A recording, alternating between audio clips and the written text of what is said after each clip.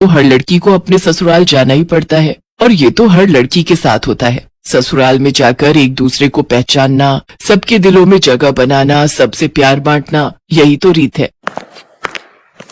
Mummy, अगर इसे ऐसी जगह शादी नहीं करनी जहाँ इसे कोई नहीं जानता, तो ऐसी जगह तो कर सकती है ना जहाँ ये किसी को जानती हो, कोई इसका साथी हो। अरे कोमल दीदी, अच्छा हुआ आप आ गए। मम्मी को देखो ना, कब से शादी कर ले बोल रही हैं। जब मैंने बोल दिया कि मुझे अभी शादी नहीं करनी, तो क्यों बार बार मम्मी जिद कर रही हैं? ठीक ही तो कह रही है मम्मी, एक ना एक दिन तो शादी करनी ही है, तो क्यों ना समय रहते खुशी का काम ठीक ठाक हो जाए।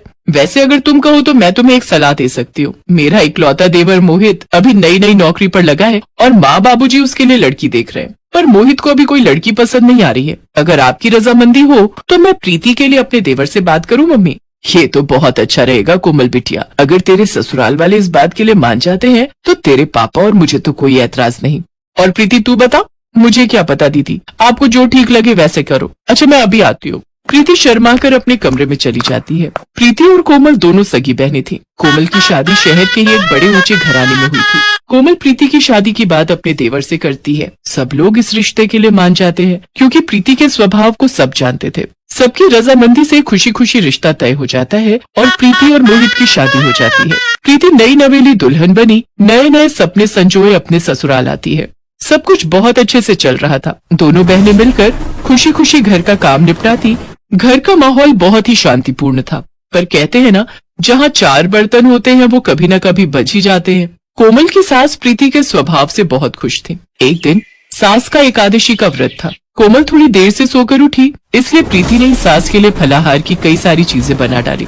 ये देखकर सास बहुत खुश हुई। प्रीति बहू, मैं तो धन्य हो गई जो तुम जैसी बहू ऊपर वाले ने मुझे दी। मेरी दोनों बहुएं लाखों में एक है। वैसे तुमने तो फलाहार की इतनी सारी चीजें बना डाली, मेरा तो पेट अच्छे से भर गया। माँ जी, आपको फलाहार पसंद आया? ये मेरे लिए बहुत खुशी की बात है।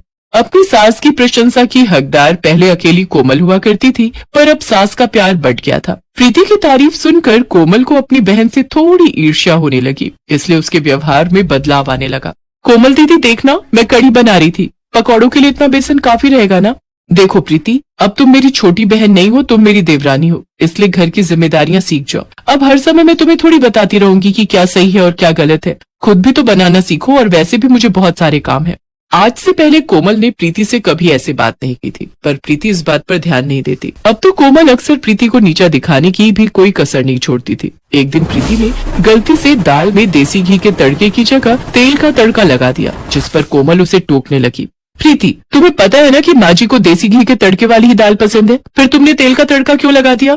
दीदी, वो देसी घी मुझे मिल ही नहीं रहा था, मैंने पूरी रसोई में देखा, इसलिए मैंने तेल का तड़का लगा दिया।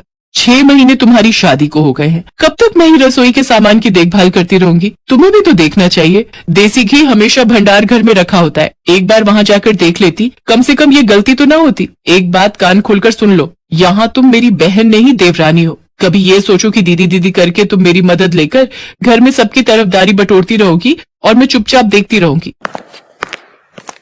कोई बात नहीं कोमल बहू, इस पर इतना गुस्सा होने वाली क्या बात है? कभी कभी देसी घी ना हो तो तेल के तड़के वाली दाल खाने में मुझे कोई परेशानी नहीं है, और वैसे भी तेल के तड़के में भी दाल बड़ी स्वादिष्ट लग रही है।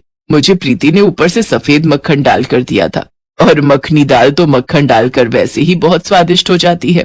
प्रीति की तरफदारी करती अपनी सास को देखकर कोमल गुस्से से भर जाती है और पैर पटकती हुई अपने कमरे में चली जाती है। कोमल ने प्रीति से बात करना भी बंद कर दिया था। इस वजह से प्रीति का मन बहुत परेशान रहता था। कोमल की आंखों पर तो जलन की पट्टी बंधी हुई थी। एक दिन, क्या हुआ कोमल, तबीयत तो ठीक है? आज सुबह से ही सो रही हो। अरे तुम्हें तो बहुत तेज बुखार है। माँ जी, मेरा सिर दर्द से फट रहा है, बड़ी घबराहट भी हो रही है। प्रीति बहू, जल्दी आओ, देखो कोमल बहू बुखार से तप रही है और इसने किसी को कुछ नहीं बताया। सूरज भी शहर से बाहर गया हुआ है। कोमल दीदी, आपने मुझे बताया क्यों नहीं? घबराओ नहीं, मैं अभी मोहित को फोन करती हूँ, वो ऑफिस नहीं पहुंचे होंगे, रास्ते में ही होंगे। हेलो मोहित, आप तुरंत घर आ जाओ, दीदी की तबीयत ठीक नहीं है, वो बुखार से तप रही है, मुझे तो बहुत घबराहट हो रही है। घबराओ नहीं प्रीति, मैं अभी आता हूँ, चिंता मत करो। प्रीति दीदी दीदी करके रोना शुरू कर देती है। इतनी देर में मोहित घर आ जाता है। वो लोग कोमल को लेकर अस्पताल पहुंचते हैं। कोमल का बुखार सिर पर चढ़ गया था। प्रीति अपने मम्मी पापा को भी फोन कर देती है। वो लोग भी अस्पताल पहुंचते हैं। प्रीति रो रो कर डॉक्टर से अपनी दीदी को ठीक करने की बात कह रही थी। डॉक्टर साहब मेरी दीदी ठीक हो जाएगी ना? प्लीज आप उनका अच्छे से इलाज कीजिए, मेरी दीदी को ठीक कर दीजिए डॉक्टर। एक हफ्ते बाद कोमल की तबीयत में सुधार आता है और उसे हॉस्पिटल से छुट्टी मिल जाती है। प्रीति ने कोमल की अस्पताल में भी बहुत सेवा की और घर आने के बाद भी उसका बहुत ध्यान रखा। प्रीति अकेले घर का सारा काम निपटाती और साथ ही साथ कोमल की भी बहुत देखभाल करती थी। प्रीति की देखभाल से कोमल बहुत जल्दी ठीक हो गई। कोमल भी अपनी बहन प्रीति के सेवा भाव को देख रही थी। कोमल को अपनी गलती का एहसास कराने के लिए एक दिन उसकी सास बोली, प्रीति ने तुम्हारी कितनी सेवा की है बहू, भगवान ऐसी देवरानी सबको दे। अपनी सास के मुंह से ये शब्द सुनकर कोमल की आंखें भर आई। तभी प्रीति बोली, देवरानी नहीं बहन उमा जी, बहनों में तो ऐसे मनमुटाव चलते ही रहते हैं। जब हम छोटे थे तब भी तो हम झगड़ा करते थे, तब क्या हमारा रिश्ता खत्म हो गया? और कोमल दीदी, आपको क्या लगता है थोड़ी बहुत लड़ाई झगड़े से हमारा रिश्ता खत्म हो जाएगा? तो आप गलत हैं। मैं आज भी आपकी बहन हूँ, मैं कल भी आपकी बहन थी और आगे भी मैं आपकी बहन ही रहूंगी। देवरानी मुझे कभी मत समझना और ना कभी बोलना। प्रीति मेरी प्यारी बहन। प्रीति और कोमल एक दूसरे के गले लग जाती हैं। सास की आंखें भी खुशी के आंसुओं से भर जाती हैं। आज दो देवरानी जेठानी नहीं बल्कि दो बहनों का मिलन हुआ था। अंजलि गांव की सीधी सादी लड़की है। उसकी शादी को 2 साल बीत चुके हैं। उसके पति का नाम राजीव है और वो दोनों शहर में रहते हैं।